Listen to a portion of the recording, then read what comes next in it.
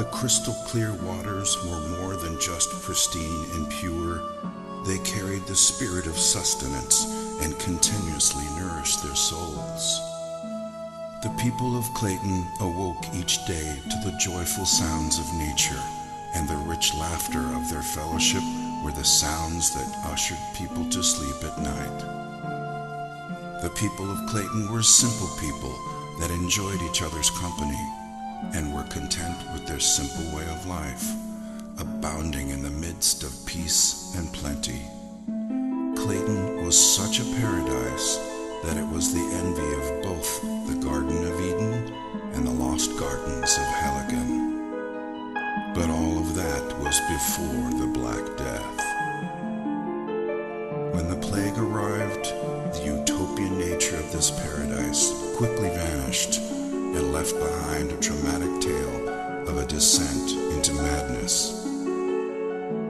It wasn't long before Clayton became nothing short of hell on earth, existing only as a tragic dirge, the bliss that once was, all but forgotten.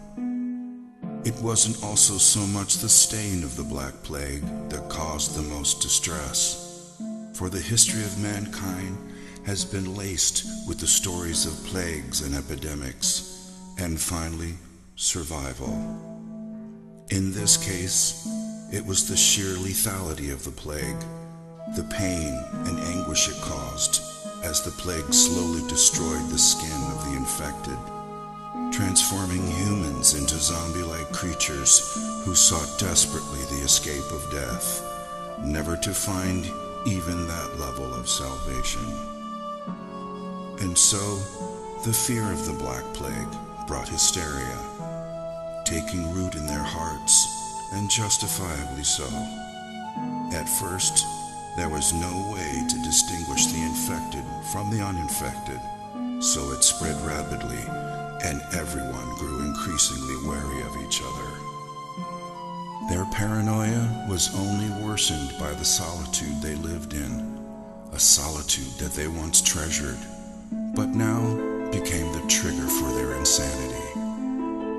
Once a close-knit family, their agony, fear, and trauma diminished their intimacy with rampant rumors and suspicion. Who was still sane and who wasn't?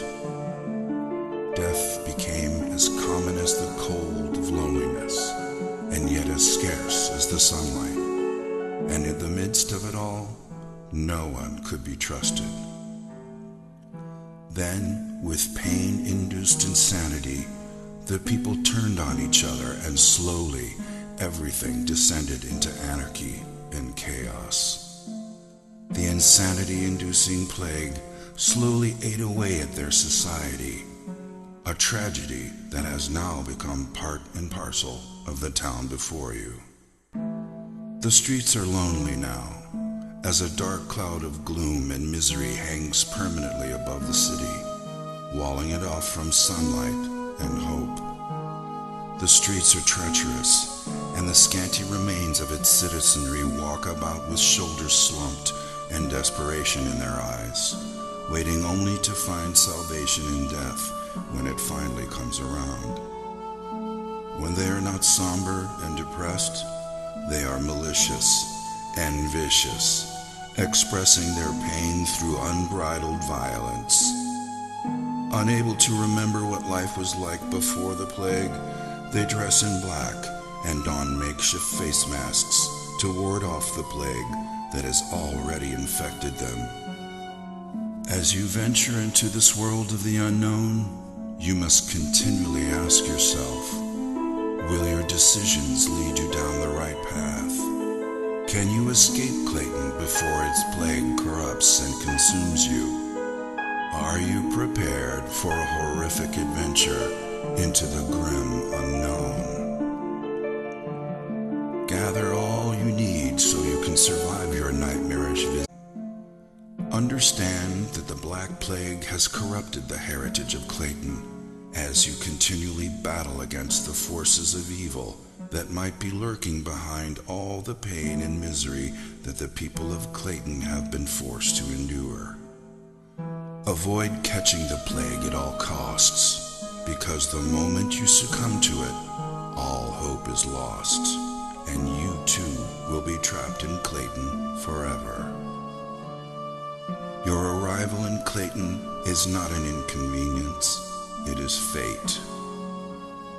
Every day will be a fight for survival, for there is no cure for the plague, and though its woes are slow at first, the Black Death will eventually devour you whole. But take heart, you have not been afflicted by the Black Plague just yet, so be wary during your adventure and hold dearly to whatever you believe in, that you would make it out alive.